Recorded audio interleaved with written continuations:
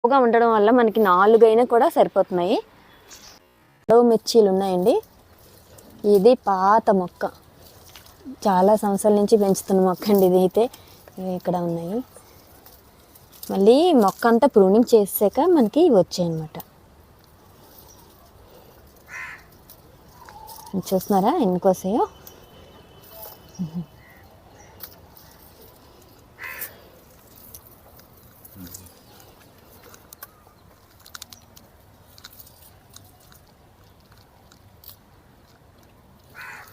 అక్కడ ఉందని మిరపకాయలు వెతుక్కోవాలండి, కనపడక తొందరగా. ఓకే, ఇవి